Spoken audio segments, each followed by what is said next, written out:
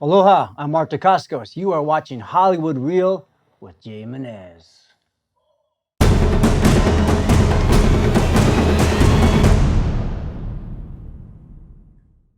Welcome to Hollywood Reel. Today's guest is a screen actor, TV personality, and world champion martial artist. Some of his best-known film appearances include Cradle to the Grave with Jet Li, and as the lead villain Zero in John Wick 3, opposite Keanu Reeves. You know him from TV, from Hawaii Five-0, Agents of S.H.I.E.L.D, The Crow, Wu Assassins on Netflix, and as the chairman on Iron Chef America. And he's even dazzled audiences on Dancing with the Stars. That's right. Let's welcome Mark Dacascos. All right, Mark, thanks for joining me. Hey, Jay. Thanks for having me. Yeah, I really appreciate you taking the time.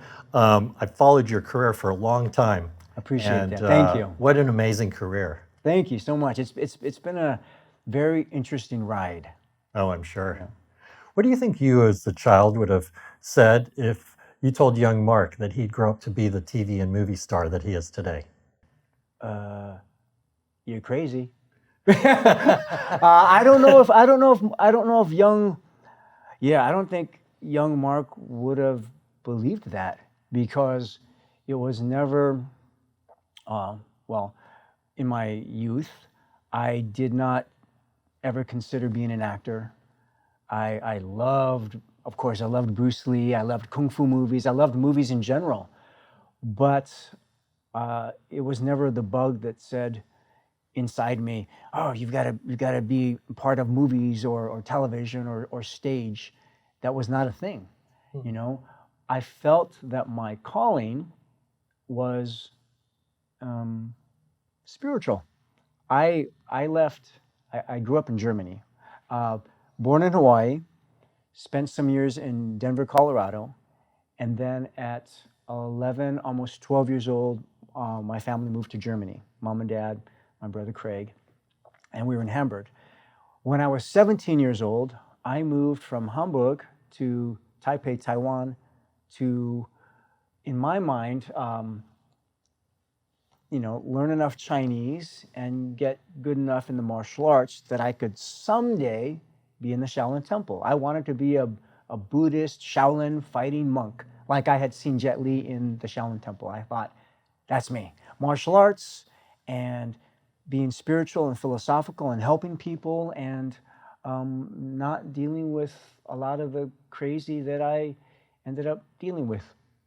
Yeah, that's a pretty big change, movies and TV, and then being a monk. Absolutely. And I think, one of the big things was, as a monk in my mind, I never made it. So disclaimer, I never actually made it to a monastery.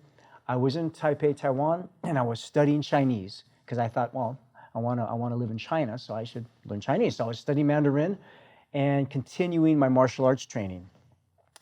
The problem was, I guess the challenge was, eventually, if you do become a monk, you're going to be celibate. And shame on my Uncle Charlie, because he came from Hawaii. He was a professional dancer and entertainer, and he came with his dance troupe from Hawaii to Taiwan to perform. And he said, hey, Mark, why don't you visit me in Taichung? We're doing a show down there. And I went down there, and I saw his beautiful hula dancers going, and I thought, this monk thing, I don't know if I can do it. And, quite honestly, that was one of the things, was that, I like girls. How old were you at the 17. time? Oh, yeah. Teenage boy, and beautiful Hawaiian dancer girls, and so sweet and smart, and, so that kind of derailed me a little bit. So after 6 months of being in Taiwan, with aspirations of being a Buddhist monk, I headed back to Germany. Yeah. So, there's that. It's always that uncle that gives you that other perspective. Gosh darn it. Gosh darn it. But he was great. My Uncle Charlie, or Uncle Alan, you went by both. He passed away, but he was the mentor that I really needed. I had my parents are both kung fu teachers. My mother still teaches, and she can still kick my butt. I mean, literally kick my butt. And my father can still kick my butt, and he still teaches. So it's very interesting because I've always had parents that can kick my butt. It keeps you humble, you know. And certainly they had great, you know, being kung fu teachers. I got the advantage of not just hearing them, you know, talk to me about life in person, you know, as mom and dad to son, but also as a martial and philosophical guide. Having said that, I think it was really important for me to have somebody that was not a parent help guide me, you know. And I'm a huge advocate for mentorships for young people because it's necessary. I think, you know, all of us need to hear it from different perspectives. And so to hear things from my mom and dad, but then have it reinforced and supported, or have me look at things from a slightly different perspective from my uncle was not just important, it was necessary. Necessary. You know, if he saw me going a little off rail or off track, you know, with love and kindness, he did his best to steer me back. Yeah, it's so important. I'm a big believer in mentorship, and when they're that close. Yeah. How was your dad as a mentor? He was great. You know, he was fascinating because my father is an incredible martial artist and a philosopher. And I thought he did the best he could. I mean, he really loved us, and I knew that. But as all humans, you know, there are things where you go, that was a little suspicious, Pop. You know, those, you know, certain choices, as we all make, you know, and we can talk about it now. Really, one of the really cool things about my father, he's very mindful and open. And maybe 10, 15 years ago, we were having a conversation on the phone. And he said, Marco, he says, I am an excellent example for you in life. And I said, Pop, in many ways, I think you are. And then he said, of what not to do. And I thought that was huge, you know, because he acknowledged things that maybe was not good for him and for us. Yeah. Asian parents are often, they want to steer their kids towards doctors, lawyers, engineers, those sort of things. Right. Was that the same with you, or did they kind of give you more free rein to choose your path? My parents were not typical Asian parents at all. So my father, Filipino, Chinese, mixed Southeast Asian ancestry, and my stepmother raised me, and my stepmom is Caucasian with some Asian blood. They're both kung fu teachers.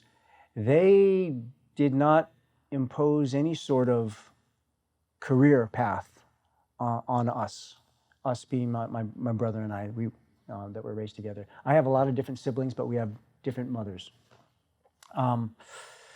They really supported what we wanted to do.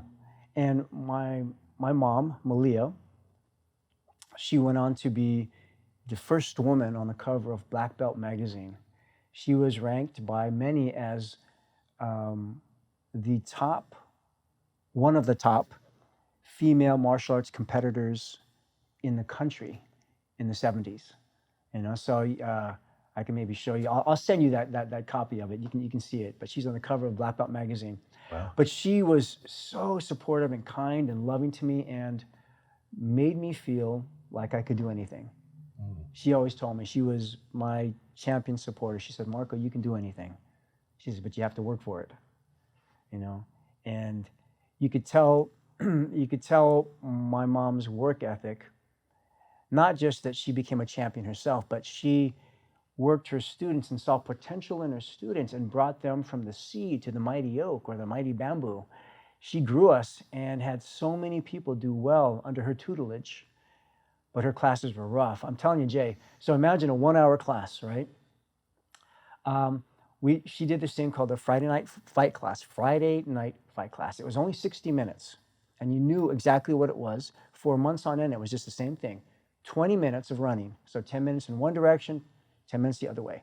Then you did a 20-minute horse stance. Now, there are a lot of different versions of a horse stance, and I'm not sure if you know the horse stance I'm talking about. So may I slowly rise up and show you? Sure. Okay. And Desh, your lovely camera assistant, camera DOP guy, he'll take care of it, right? So the horse stance is basically with your thighs, Yes. right, parallel to the ground, right? Yes. 90 degree here, back straight, arms out. Imagine holding this for 20 minutes. Oh my gosh. Yeah. 20 minutes. So we ran for 20 minutes. We held this stance for 20 minutes. And if anybody in the class came up or broke that stance, we all had to do it over again. Oh. Now, the good thing is, one of my best friends, Emmanuel, and I, we made sure that anybody that was going in that class, they knew what was happening and that they'd be in big trouble if they made us do an extra 20 minutes on the horse stance. So I have to say, I never saw one time anybody break that stance. So everybody in that class, we ran 20, we held that horse stance like that for 20 minutes. And sometimes my mom, who probably weighed about 115 pounds at the time, she'd come over and stand on us. So then you're doing that, and everybody's looking like, don't you come up, So we did that. And then the last 20 minutes was offensive and defensive side kicks on an airbag. So 60 minutes, but we would come out drenched because my mom is a huge advocate of the basics, strong basics, stamina, flexibility, strength, to have the fortitude, the mental fortitude to see it through. And she was the leader. She was amazing. I imagine that involved getting into some sort of a meditative state, which not only strengthened you physically, but mentally also. Was that the part of it? 100%. And it did help that everybody else was in that stance because we could share in the pain together, energy-wise, and also without even saying anything, just support each other by looks and breathing, And it's very interesting because you get to a point where you go, okay, it's just pain. It's not injury. And my mind is still talking to me. I can still do it. So just go through the pain. If it's not injury, just stay there. Just do it. And so you learn how to do that. Now, I did that during all of my teen years, living and training with my mom, and really proud and happy that I could do that. I never want to do that again. I never want to do it again. It was so hard. I was in great shape. But at this point in my life, I can honestly say, I did it, but I don't want to work that hard. I want to work hard, but not that hard. That was it was rough.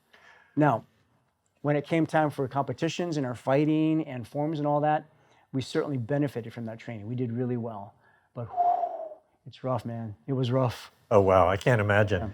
At least you went through that when you were younger. Yes. And developed that discipline and that stamina because oftentimes, you don't get that when you're younger. You're raised kind of soft, and then you get thrown into that situation. Right. Or life comes knocking Right. and adversity, and you don't have that life experience or those tools. No, that's a good point. My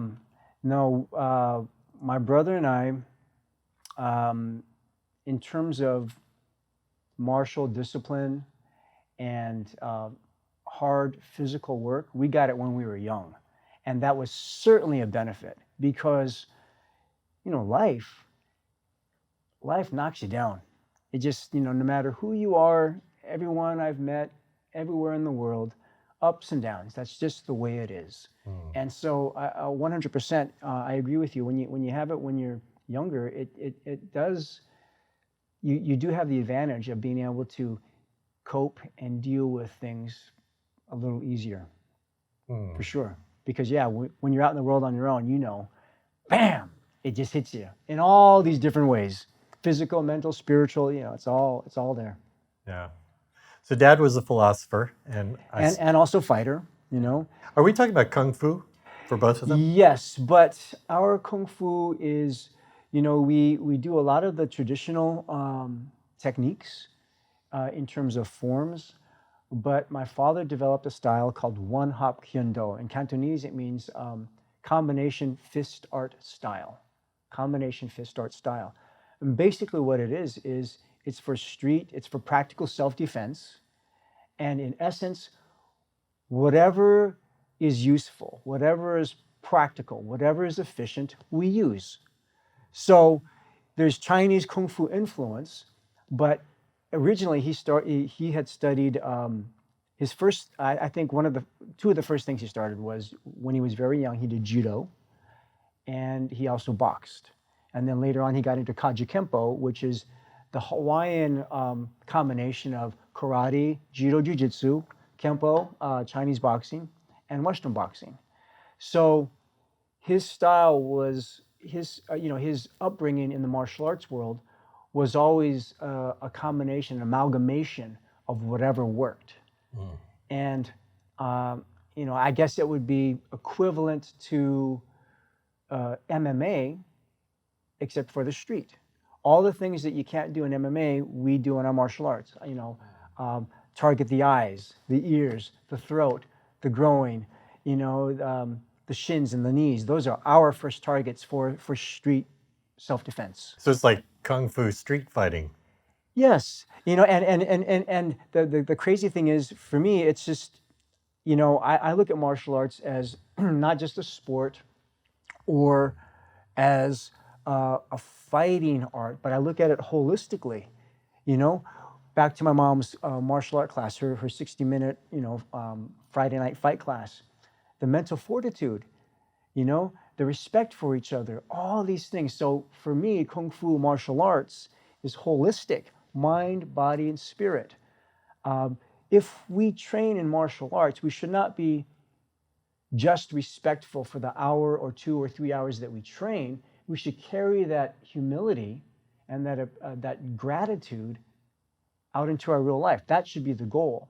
Because the fighting part, unless you're a professional fighter or you just look for fights, for the most part, you're not going to fight out on the street a whole lot, hopefully, but you are going to carry that, or you can carry that martial spirit of humility and respect and appreciation and gratitude and discipline and focus. Those are the benefits, the big benefits of martial arts if you practice it, I think, holistically. And then the fighting part, the aspect of knowing how to defend yourself, is kind of like car insurance. You have it, but you never really want to use it, to me. Yeah, I think that that's one aspect of martial arts that I think is a really valuable way. You should put your kids in it because of that holistic. You look at other arts, and it's all about, like, it's just the fighting part, it's the technique, and how do you defeat your opponent. Right. But then there's that mental part that's so important. Yes. So what aspects of the philosophies of martial arts do you carry into your personal and professional life?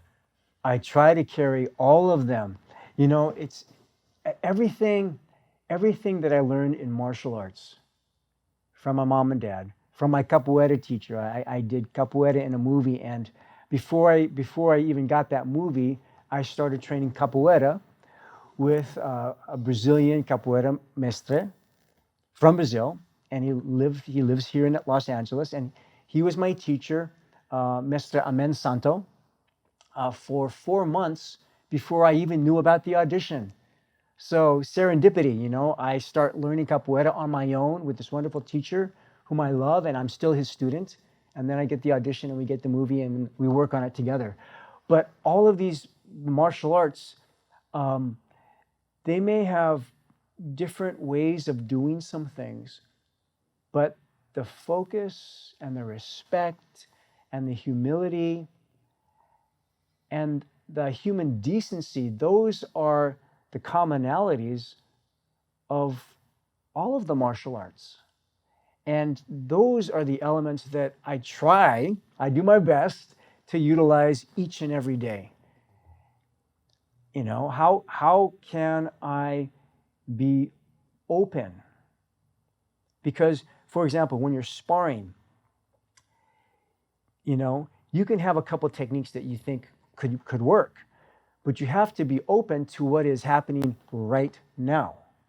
Because that opportunity to do a certain reverse punch or a ridge hand or a knee kick, maybe that opportunity is not going to show up. You have to be present, you know, and that's martial arts. You have to be present. And in life, you have to be present and open. And I think the only time you can really be aware and listening and having a conversation is if you're relaxed, your jaw's not clenched up, because I know this for a fact, you know, and I can tell myself, sometimes I clench my jaw up and then I get tense here. And then when you clench your jaw up, the funny thing is it's connected, you can't even hear correctly. And then you close that up and your heart shuts down to other people's opinions and thoughts. And then it's all me, me, me, me, me. And it should be we. It should be we, you know? So martial arts helps me to relax and make me aware of my body and where my energy is, and if I'm actually present and aware. And if I can do that in martial arts, then I have to learn how to take that into real life. And that is the goal, is taking that martial spirit into real life. And I think, you know, the thing is, you know, with martial arts, you know, the obvious is kicking and punching, and it's you know, beautiful to watch, and it hits us viscerally because, you know, it's fight or flight instinct, so we like all that. But that is just a part of the martial arts, I think, for me. And the other part is as, if not more important. How do you use those techniques? When do you use those techniques? And then how do you use those techniques mentally and spiritually, and share and give and uplift other people? How do you use all that to help other people?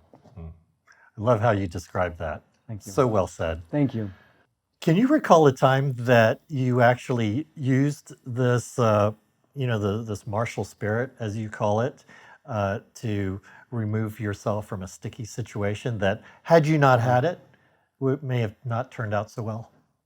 Many a time.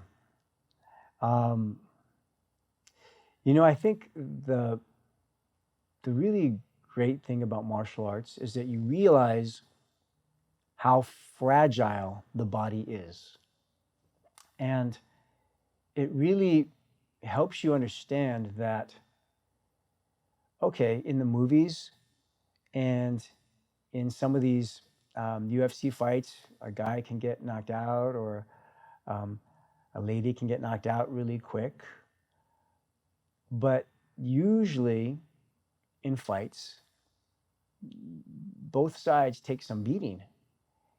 And with no pads and with weapons involved and shoes and everything, you can get hurt really bad. The martial arts have shown me that it's much better to avoid a situation, prevent it, walk away from it, or talk before you ever get physical. And that's the training my mom and dad gave me. That's the training my capoeira teacher gave me, is that you use the arts, the physical arts, to get into your body, to get to your heart and your mind. So the physical part is really the last resort. 100% last resort. And I would argue that, 90% plus of the time, we really don't have to come to blows. Of course, if a loved one is in danger, of course you're going to, you know, do whatever you can. But a lot of times, I think you can work it out other ways. And also, if you know a place is dangerous and known for fighting or this or that, why not just not go there? Just avoid it. Avoid it. You know, I think Mark Twain said, it's easier to stay out of the mud than to get out of it. So true. So how did you get started in acting? Ah, okay. So I will, I'm going to bypass some of the details of how I got to San Francisco. But now I am 18, almost 19, having already born in Hawaii, Colorado, Germany, Taiwan, back to Germany, Hawaii, and now I am teaching martial arts in my mom's martial arts school in San Francisco. And I'm considering, do I join the military? Because I had no money for school, so do I go to the military and then try to go to college after that? Or do I do something else? Trying to figure out my life, because obviously the monkhood didn't work out, and I didn't continue my schooling on in Europe, where I would have automatically gone to college. So now I have no money for school, and what to do?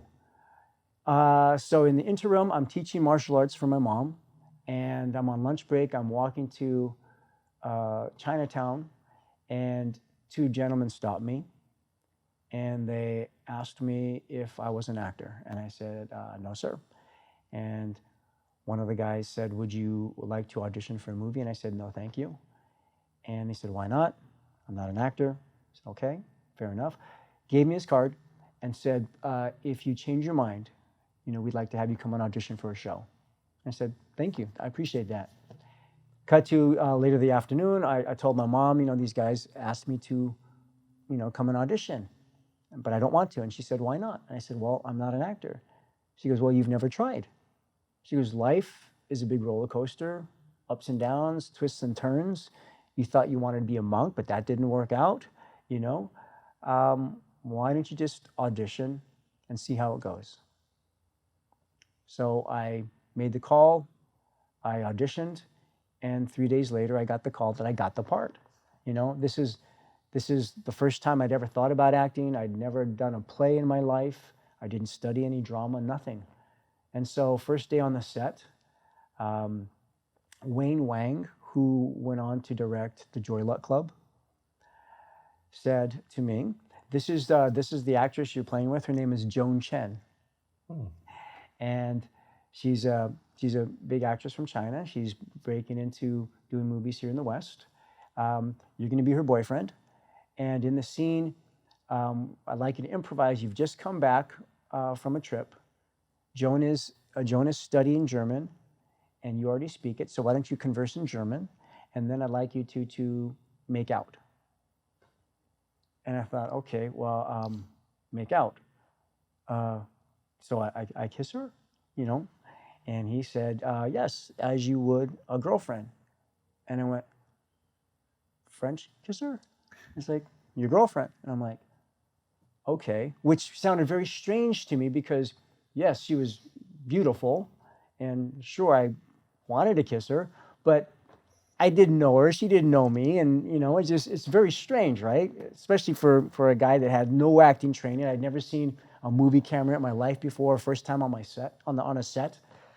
Anyway, we start doing the scene. He calls action. We do the scene. We get to the making out part, and I guess it's going well because eventually he yells cut.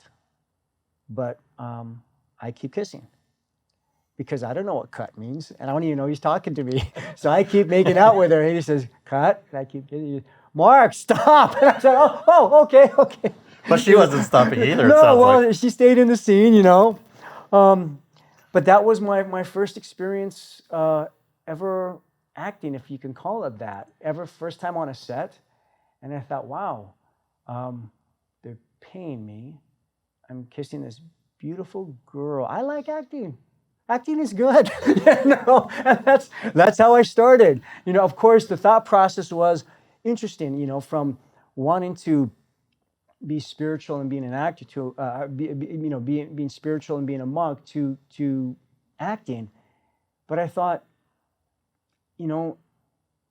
movies and TV that I like have touched me in the heart, and they've had an effect. And if an actor can touch people in a positive way, this could be a noble career. It sounds like that when you were first cast, it really didn't even have to do with martial arts. They just found this good-looking guy. Thank you. Yeah, I guess I looked right for the part, so it had nothing to do with martial arts. During the shoot, they found out that I did some martial arts, so I improvised some things. And the final cut, it was initially, I guess maybe a prototype for Joy Luck Club, because initially they had 5 lead girls as the stars, and then they went down to 2, and Joan Chen was edited out of a lot of the scenes. So it was just these other 2 girls, and I was with her. So I was cut out of the finished product. But I heard that our outtakes did win 2nd place at this outtake festival in New York. So that's something, The and bloopers. I met Joan, yeah, and I met Joan, and kind of got me going. But then I went on to study drama and acting, and I still do. I study with Patsy Rodenberg, a voice and drama teacher from London, and she's been a huge mentor for me. And Larry Moss, Howard Fine, the late Gary Austin, improviser, the founder of the Groundlings. So I have these wonderful acting, drama, voice teachers. And the interesting thing is that everything that they've taught me in acting, I can apply to martial arts. And everything I learned in martial arts, I can apply to the acting. It's really connected. But anyway, back to how I started. That's how I started. That's how I started acting. Kissing Joan Chen. Hello. That's a great story. Thank you. It's a good start, right? A very auspicious beginning. Yes, it is. It is. I was going to say, so why do you act? It's like, well, okay, that's pretty obvious. At least as a teenage kid, Yeah, as right? a teenager, that's the start. But why do I continue is because I think it really has something to do with, I know it has something to do with connecting with people.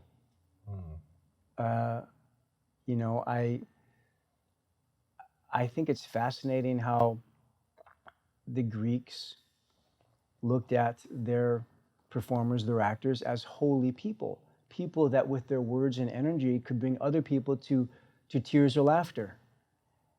And I love storytelling and how it can affect people in a good way if we actors have good material and do our jobs properly. And I feel, one of my mentors had said so profoundly that we have to be as good as we possibly can as performers and actors, because we are asking people to spend their hard-earned money and time on us. So give them something worthy. Be worthy of their time and money. Uplift them, educate, inspire, entertain. So I love acting.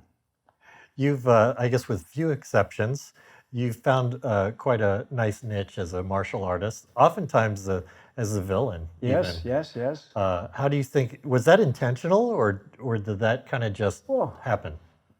I mean, it wasn't, no, I wasn't intentional. I never thought, wow, I want to play bad guys. But, I just like to find material that somehow affects me, touches me, that I connect with, Yeah. Whether it's perceived as the antagonist or protagonist, if it's a good role and an interesting story, working with, passionate, creative people, I'm there. I have fun, whatever it is, whether it be, Iron Chef America, I get to play a great character. I love the chairman, and I love working with these incredible chefs, and the people involved on and off camera of Iron Chef America are stellar human beings, fascinating, creative, and boy, is the food good. So it's a lot of benefits. Do you ever have any interest in doing a different genre, like a romantic comedy? Actually, I've done two Hallmark films. Oh, The Perfect Bride 1 and Perfect Bride 2. that's right. Yeah, I've seen that. I've been in those. So I love doing that. So this is the thing. You know, from Hawaii, I was doing Hawaii Five-0 and Iron Chef America simultaneously for a few years. Then I'll go off and I'll do some action dramas in Kazakhstan. I did this film called Kochevnik, Nomad, and that was a period piece set in, I think, 1700s. Yeah, shaved head, horseback, swords and fighting, you know. And then I've been privileged and honored enough, lucky enough to do Hallmark movies, you know. And then the last big one, which was just a dream to work on, John Wick 3. So I've been fortunate to play in a lot of different genres and a lot of diverse characters. What do you think you'd be doing if you weren't acting? I love languages, and I thought for a little while when I was a teenager, maybe an interpreter, you know, possibly a teacher, but I like traveling a lot. So I thought, teaching, interpreting. I love learning about cultures and connecting people, diplomacy somehow. But I mean, are you asking me like right now, if I wasn't acting, what would I do? Well, just in general, but yeah, that's a good question. Yeah. Well, not acting. My wife and I are working on a TV series. We're writing it, creating it, and I love it. Wow. And at some point, Jay, maybe you'll have me back on your show. We can talk about that. For sure, I'd love that. Okay. Well, tell me about the show. Okay. Or is it under wraps still? Okay. In a nutshell, inspired by my teenage years. I'll give you this nugget. My parents are both Kung Fu teachers. We're all from America. My brother and I, my mom and dad, we moved to Germany, and my parents' Kung Fu school was located in the center of the second largest legal red light district in all of Europe. So you can imagine that with co-ed saunas and showers and nightclubs and opera and a police department and great restaurants and cafes, and then all the adult activities and our Kung Fu school and teenagers. I've been, I guess, fortunate, to have a very colorful upbringing. So it's kind of based in that time. And it was, you know, at 16, I was 1981, and great music, interesting fashion, and lots of crazy. So it's kind of rites of passage. It's, you know, a sort of Wonder Years, which my wife was on. It's a rated R Wonder Years, if you could say that, with martial arts. She was a little. She was Madeline. Yeah. Yes. The hot girl love interest. Yes. So isn't it appropriate that she would help me write the Wonder Years R version? Well, wow, that really sounds interesting. Actually, you know, she's actually leading the ship because I have the content and she formulates it and makes it palatable. You know, she's kind of the boss. Yeah. Yeah, and she's a good boss. So how far along are we on this? Really close. Yeah. Wow. We're really close, and we have a lot of interest already. So it's exciting times. That's Because it combines, you know, rites of passage, cultural, you know.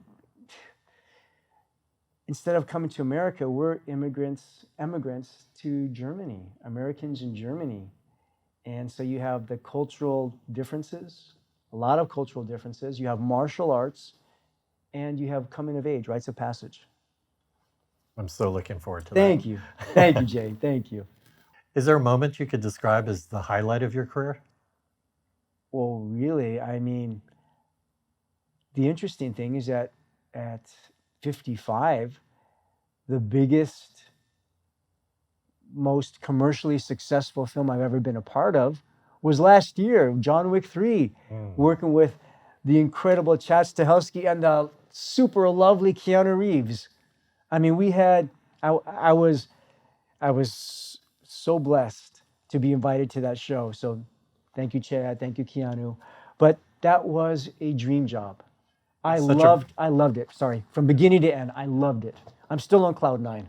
And such a major part you took in that. Thank you. Yeah. Thank Well, you. congratulations. I appreciate it. Well deserved. I appreciate mean, you paid your dues for Thank sure. you. Thank you, man. For sure. Thank you.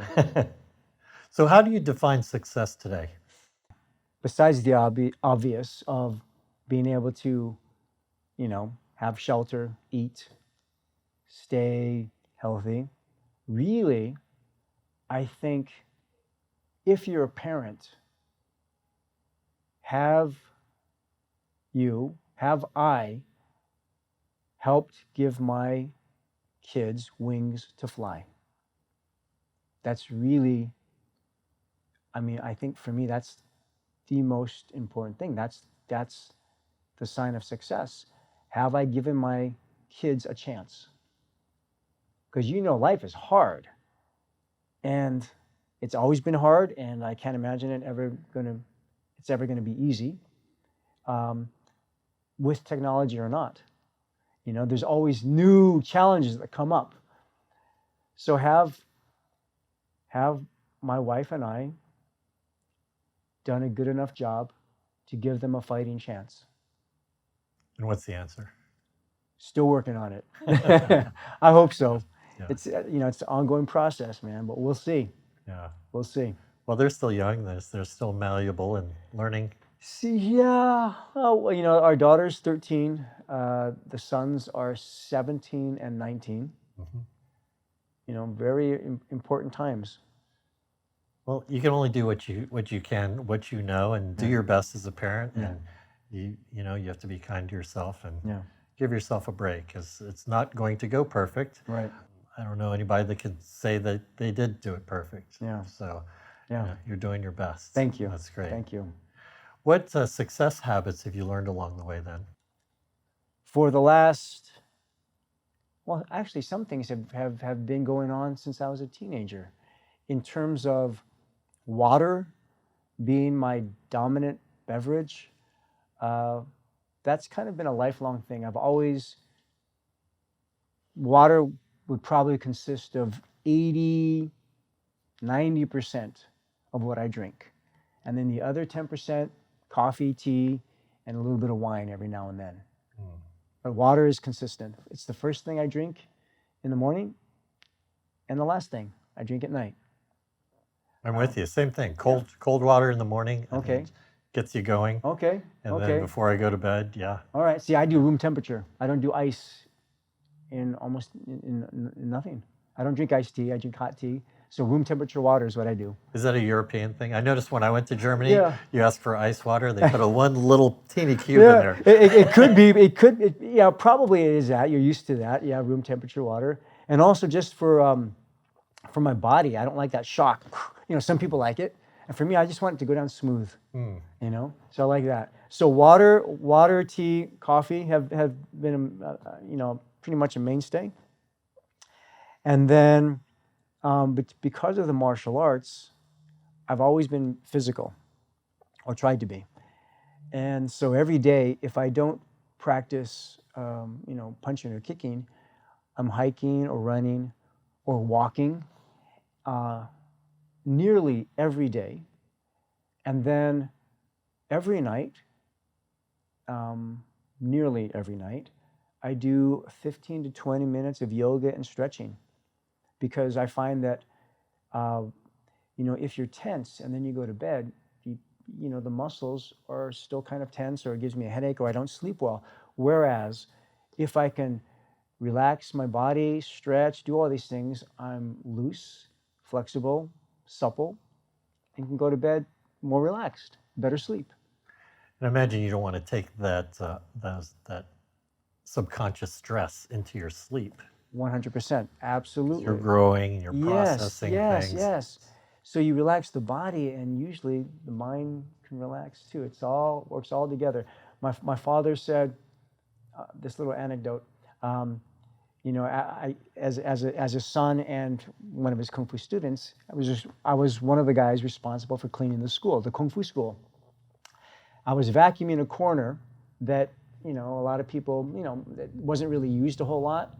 And so I kind of just skimmed over it. I didn't do a very good job. And of course, that's the day where he walks in, right, when I'm vacuuming that corner, right? And he says, you missed some of that. I said, you're right. So I vacuumed it up. And then before he turned around and left, he said, the way you do one thing is the way you do everything. And I went, That's deep. And so that stuck, I'm like, wow, it is so true. Yeah. So, yes, I stretch, release the body, connect it to the mind. We do that. From my Shakespeare voice teacher, my drama teacher, Patsy Rodenberg, to really remind myself to breathe deeply, fully, not just the chest breath, but get it down. Breathe deep, make sure that I literally feel my feet on the ground, and am I present? Am I present? And I have to ask myself that a lot, because it's easy to zone out, with so many thoughts that we all have in life, our modern day life, and with our phones and our computers and driving and the radio on or whatnot. There's stuff going on. We all have busy lives. So am I present right now? Am I focused right now? So that's a big thing, is just asking myself, am I present? It is. And it's easy to see why you say that, because you're such a connection person. Yeah. And it just enhances that connection so much better. And it makes that journey of life so much richer when we can be, in the moment. Agreed. At all times. Absolutely. Tell me, what personal values are most important to you, and what are those that you look for in others? Oh, kindness. I think that's number one. Kindness. Yeah. And then after that, the pursuit of learning, I think, is really important. To never stop learning. Be kind, learn, be open in mind, but that takes, open in ears, which means open in jaw. You see, again, everything's connected, because I think I read that physically, if your jaws are tight, if your jaw's tight, it's more difficult to hear. And if you can't hear, then how do you take in what they're saying? And then how can you can actually weigh it out if it's right or wrong, or how you feel, So, yeah, be present, be kind, continue learning, be open. Great. Yeah. You're an amazing guy. Thank you, Jay. You too. Thank you. I appreciate it. Thank you. Well, tell me something that most people don't know about you that would surprise them. Oh my goodness, that would surprise them. And here's why I ask. Okay. A lot of times, screen actors, they have this persona on TV, like we talked about you as the martial arts, the villain in a lot of cases, or as or an Iron Chef. Right. And you get kind of stereotypes in other people's heads. Okay. And in the short time we've been together, I know you as a completely different guy than that. Okay. Then, to that, thank you. Thank you. Thank you. I don't watch a lot of action movies. I used to watch, up until I was about 18 or 19, Emmanuel, my good friend Emmanuel and I in Germany, every week we would catch at least one Hong Kong martial arts film. That was, oh my gosh, that was our solace, that was just the thing we did. Every week we would see a Jackie. The thing is, in Jackie Chan was playing in Germany before he came out to America. His movies were already in Germany, and since we lived in Germany, we got him. So up until my late teens, I was watching tons of martial arts films, and a lot of some action films, but more martial arts films. But once I got into my 20s, I still loved martial arts and I still loved action. But in terms of a movie, I needed a really strong story. And if the strong story had martial arts, even better. But I stopped really going to just see movies for the action, you know? So that surprises a lot of people because they'll mention some of these films with a lot of action, and I've heard of them, and I know that the performers are fantastic, but I haven't seen them because, you know, I'm watching Downton Abbey with my wife, you know, all the seasons, or Breaking Bad, Game of Thrones. It has action, but it has also strong characters and stories. So for me, as I got older, and as I studied more acting and got more into that, the story was the most important thing. No longer just the beautiful execution of action. And I know there are incredible performers out there, and I still love it and respect it. But as a viewer, as an audience, I need a great story, and I want to watch compelling characters with dynamic relationships. And if there's fighting in there, fantastic. I saw Ip Man 4. I loved it. I loved the story. I loved the acting. I loved the action. That was great. Something like that, yes. Yeah, all those Ip Mans, they're Yes, wonderful. yes, fantastic. Donnie Yen and his team, fantastic. I know you wrote, produced, and directed something in Showdown in Manila. So I directed. Yes. I directed and helped produce. I didn't write it. My good friend Craig Hammond wrote it. Yes, it was a fantastic experience. So, what are you going to ask me about it? Go ahead, Jay. Go ahead. I will be as honest but kind as possible. Yes. Okay. And I'm really just wondering, was that a passion project for you? Is that something that you've had in your back pocket for a while? Okay. So was it a passion project? Passion project, and yes, because I had this huge desire to direct. And my good friend Alexander Nevsky, he produced it. He gave me that opportunity. So I am forever grateful to Alexander for giving me that. In terms of the story, that is something that Alex and Craig Hammond, the writer, worked together on and put together. So passion project in that, yes, I got to do that, but it's not my story. It's not my story. And I was one of the producers, but our lead producers, they had certain parameters and certain things that they needed inside the movie. So yes, I directed, but I wasn't the final say. So you had this desire to direct, Yes. throw your head in that ring, Yes. try that out. You had this great opportunity, Yes. surrounded by these wonderful creatives. Yes, and I got to work with some of my friends, and I love the Philippines, so it was great. All in all, it was a fantastic experience. And what I did learn is that I knew this, but it's a huge collaborative effort, and that it takes a lot of people with the same mindset to get what you want. And sometimes maybe what you want is not even the best. Maybe their opinions, are different and actually make it better. You don't know. You have to be open to that. You know what I mean? So I learned a lot of great lessons on that show, and hopefully I can take what I learned from that and apply it to the next one I direct.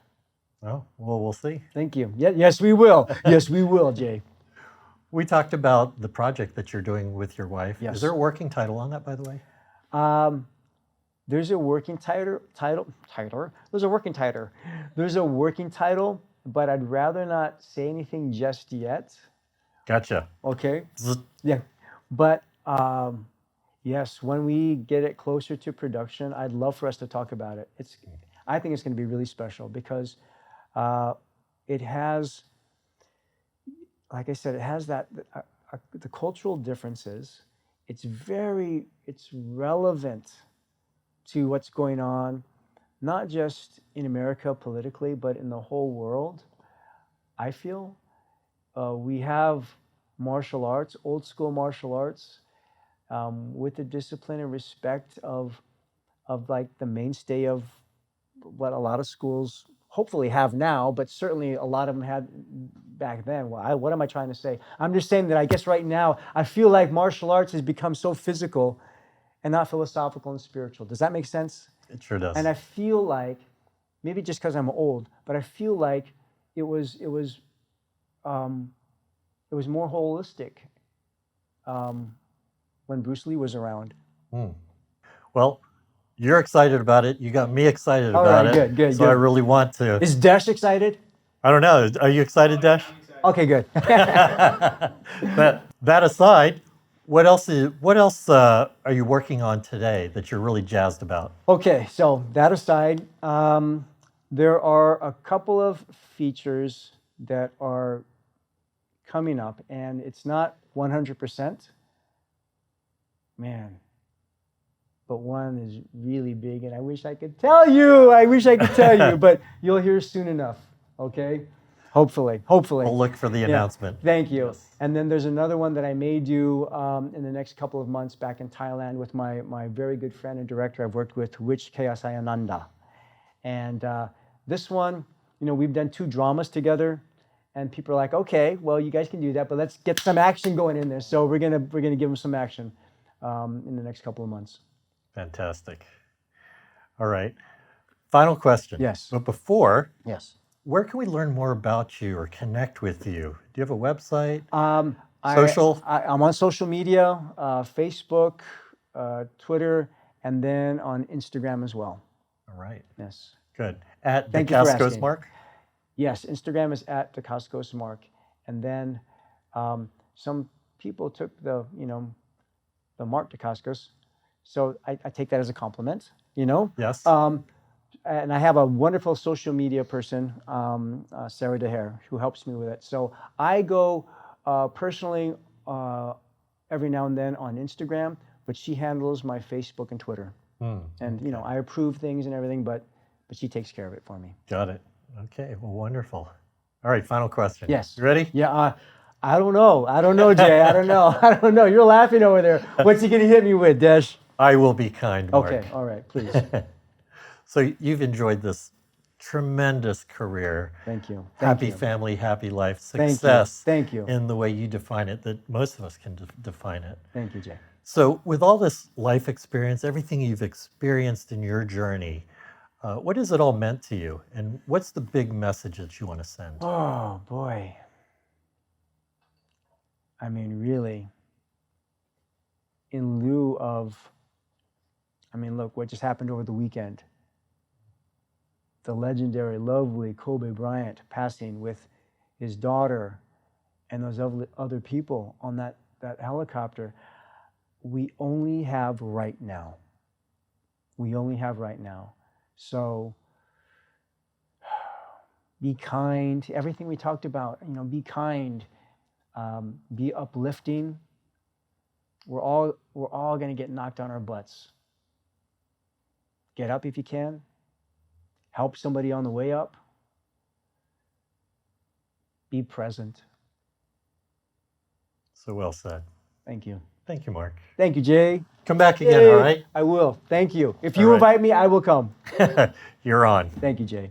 Thank you. All right. Big thanks to my special guest, Mark Dacascos. Be sure to check him out.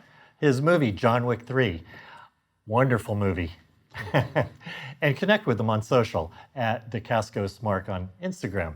He's really not that scary of a guy, trust me. Okay, maybe not. Thanks for watching. So unnecessary.